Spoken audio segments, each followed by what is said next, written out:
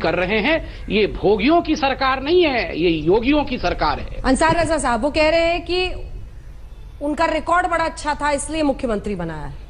हाँ, वो तो उत्तर प्रदेश की पुलिस को मालूम है कितना अच्छा रिकॉर्ड बना हुआ था। वो तो सब सारी चीजें हैं, वो तो जब खुलेंगी सामने तो आ जाएंगी। मैं उधर नहीं जाना चाह रहा हूँ। मैं तो दो बात कहना चाहता हूँ संबित पात्रा साहब से कि बीजेपी की सरकार बन गई, योगी जी मुख्यमंत्री बन गए, मुबारक हो उत्तर प्रदेश के लोगों को और आपको। मैं दो बातें कहना चाहता हूँ आपसे कि उत्तर प्रदेश की जनता के साथ जो धोखा आप लोगों ने किया है उसका जवाब तो उत्तर प्रदेश की जनता आपको देगी।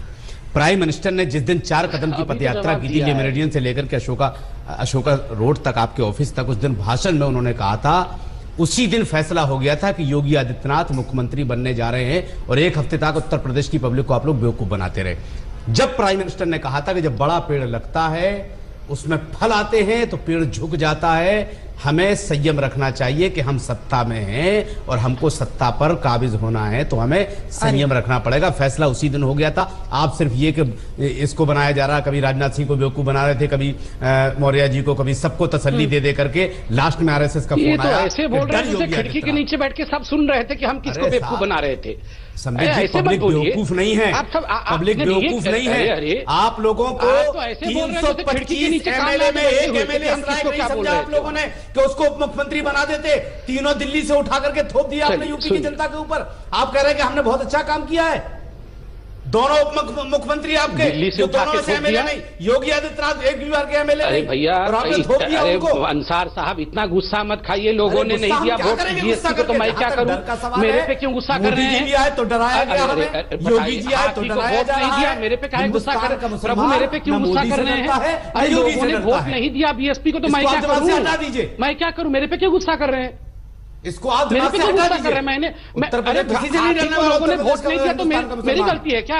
मेरे पे गुस्सा क्यों कर रहे हैं? हम नहीं गुस्सा कर रहे हैं, गुस्सा इसलिए कर रहे हैं कि आपने धोखा दिया उत्तर प्रदेश के लोगों को। अगर योगी इतने ही महान थे तो पहले क्यों नहीं आपने चेहरा रखा उनके चेहरे पे वोट मांगते ना? समझ में आ जाता कितने वोट मिल रहे हैं आपको।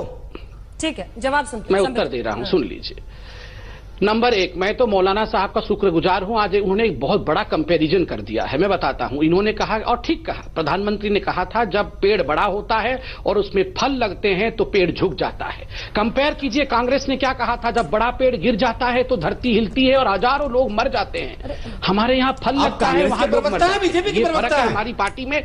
ये अरे आप क्यों परेशान हो रहे हैं भैया? आप क्यों? भाई आप मत परेशान होइए, तबीयत मत खराब करिए, शांति से दूसरों को सुनिए। देखिए, झूठ कहां बोला मैंने? हमारे यहाँ पेड़ में फल लगा, आपका पेड़ गिरा तो 3000 लोग मर गए। ये मैं झूठ बोल रहा हूं क्या? राजीव गांधी जी ने कहा। मौलाना साहब मैं आपको बोल रहा हूं, आप योगी आदित्यनाथ जी को कम्युनल कर रहे हैं। मौलाना जी मैं आपको बड़ा सम्मान करता हूं। और सुनिए मौलाना जी, मैं आपका सम्मान करता हूं। आप टोपी पहने, आप लबादा पहने तो आप सेक्युलर। मौलाना साहब भगवा पहन ले तो वो कम्युनल है।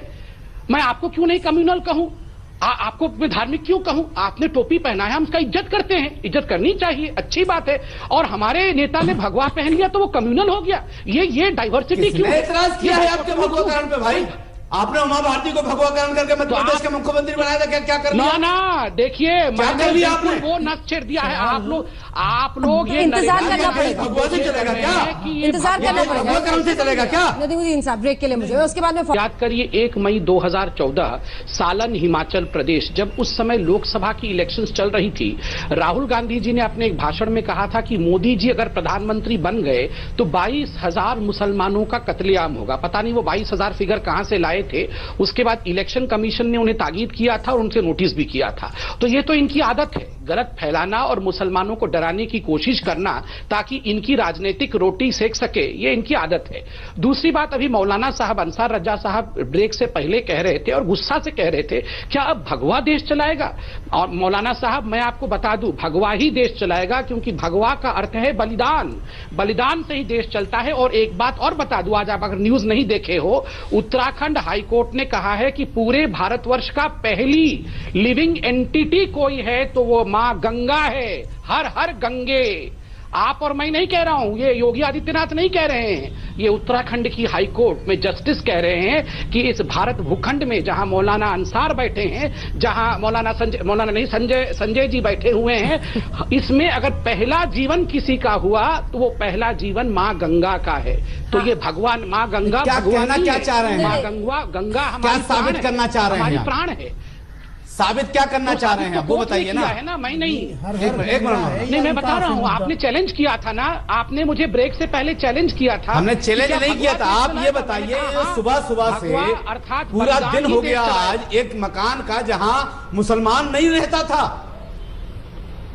अखिलेश यादव मुसलमान नहीं है, समझ नहीं पाया। अखिलेश यादव मुसलमान नहीं है। क्या संविधान की जो शपथ कल योगी जी ने ली है, क्या हो रहा है उस बंगले में आज? तो ये करवाएंगे आप उत्तर प्रदेश में? कोई चोरी हो रही है? नहीं, ये कोई चोरी क्या हो रहा है बंगले में? तो अभी तक क्या हो रहा था वह? अच्छा, अभी तक क्या हो रहा था? तो अरे अभी तक क्या हो रहा था? मुश्किल है, नमाज ही पढ़ना चाहिए। अरे समित जी घमंड मत कीजिए, सरकारें जाने में देर नहीं लगती। पूजा करते हैं, पूजा कर रहे हैं तो क्या मुश्किल है? समित जी घमंड मत कीजिए किसी बात पे। अरे भैया, और प्राइम मिनिस्टर ना ये मैं आपको कहूंगा, आप बंगले में पूजा करके जाइए तो आप पूजा करके जाएंगे या नमाज पढ़ के जाएंगे? हो सकता है संजय झा नमाज पढ़ के अपने बंगले में जाए, मगर योगी आदित्यनाथ तो पूजा करके ही अपने बंगले में जाएंगे। मर्जी है। नहीं, आप संजय जी को बोलिए, वो नमाज पढ़ के जाएंगे, अपने घर में गृह प्रवेश करेंगे। हम तो पूजा करके ही घर के अंदर जाएंगे भैया। पूजा कीजिए ना, कौन मना कर रहा है? ये अधिकार भी नहीं है, कोई पूजा पे पाबंदी नहीं लगा रहा है। लेकिन इतना अपने बंगले के बाहर ओम लिखना, अपने बंगले के बाहर पूजा करके घर प्रवेश करना, ये अभी आप इसको भी आप लोग रह रहे हो पहले बता, ऐसा शुद्धिकरण किया जा रहा है। संजय झा जी, आप क्या चाहते हैं? आप इनको रोकिए, मैं कुछ कहना चाहूंगा। कि वो अपने घर के बाहर ओम ना लिखे, अपने घर के बाहर शुभ लाभ ना लिखे, वहां नमाज पढ़ के जाए?